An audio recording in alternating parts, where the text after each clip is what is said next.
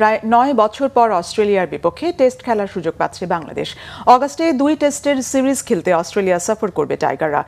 Test status পাবার পর 2003 সালে টেস্ট সিরিজে খেলতে অস্ট্রেলিয়া সফর করেছিল বাংলাদেশ। এরপর দীর্ঘ 23 বছর পর আবারও অস্ট্রেলিয়ার টেস্ট সিরিজ খেলার সুযোগ পাচ্ছে টাইগাররা। তবে 2020 সালে এই সফরটি হবার কথা ছিল, কিন্তু করোনার কারণে তখন স্থগিত করা হয় সিরিজটি। এবার ডারউইনের মারার ওভাল স্টেডিয়ামে প্রথম টেস্ট হবে 13 থেকে 17 আগস্ট। 2003 সালে বাংলাদেশের প্রথম অস্ট্রেলিয়া সফরে এই ভেন্যুতে প্রথম টেস্ট ম্যাচ আয়োজন করেছিল অস্ট্রেলিয়ান ক্রিকেট বোর্ড। তবে 2004 সাল থেকে ডারউইনে আর টেস্ট ম্যাচ খেলেনি অস্ট্রেলিয়া।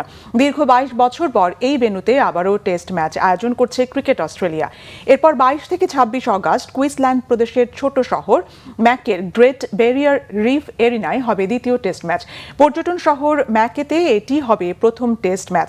ফলে টেস্ট সিরিজ খেলতে অস্ট্রেলিয়ার মাটিতে দ্বিতীয় সফরেও দেশটির মূল ক্রিকেট ভেন্যুগুলো মেলবোর্ন, সিডনি, ব্রিসবেন, অ্যাডিলেড ও পার্থে খেলার সুযোগ পেল না বাংলাদেশ। তবে এই সিরিজের আগে জুন মাসে 3টি ওয়ানডে এবং সমান সংখ্যক টি-20 ম্যাচ খেলতে বাংলাদেশ সফর করবে অস্ট্রেলিয়া।